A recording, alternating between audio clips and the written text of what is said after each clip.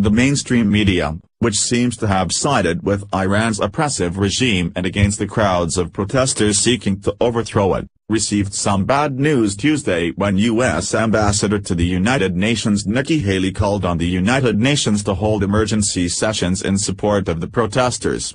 Dozens have already been killed, hundreds have been arrested, she said during a news briefing, according to Real Clear Politics.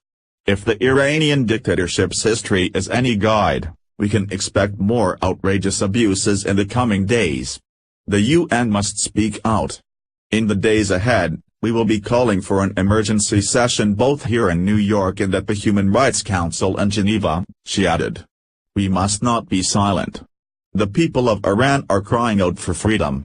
Listen to some of the speech below. Trending, Clint Eastwood shows Hollywood how it's done with brand new movie honoring true American heroes. Dovetailing back to the first paragraph, it would admittedly be disingenuous to claim everybody in the mainstream media supports Iran's oppressive regime.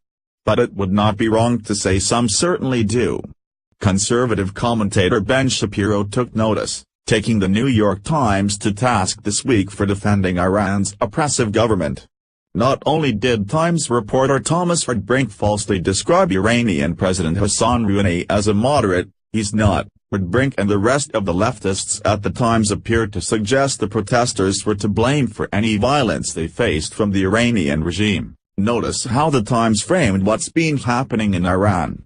Yes, it's the fault of the demonstrators, who have somehow merely refused to heed the decent calls for calm from the Iranian mullahs, Shapiro sarcastically wrote at the Daily Wire.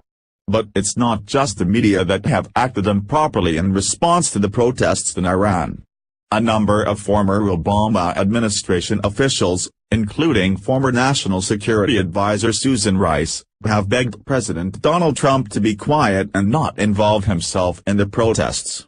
Related, viral, Trump just posted a hilarious comparison of his nuclear button to KJU's, yes, of course, because allowing the protesters in Iran to be trampled by their government just as they were during the Green Movement demonstrations in 2009 makes perfect sense. In 2009 when the Green Movement demonstrators were marching through the streets of Iran and other Iranian cities, demanding freedom from the mullahs. Students and others marching in the streets to overthrow these tyrants desperately wanted America's help, specifically the support of our oh-so-liberal progressive president, notes Roger L. Simon for PJ Media. How did Obama respond? He was silent. But not Trump, nor Haley. Never that. This, ladies and gentlemen, is what real leadership looks like. H.T. The Hill, please share this story on Facebook and Twitter and let us know what you think about the Trump administration's willingness to stand up for the Iranian protesters. What do you think about the media's disturbing defense of Iran's oppressive regime? Scroll down to comment below.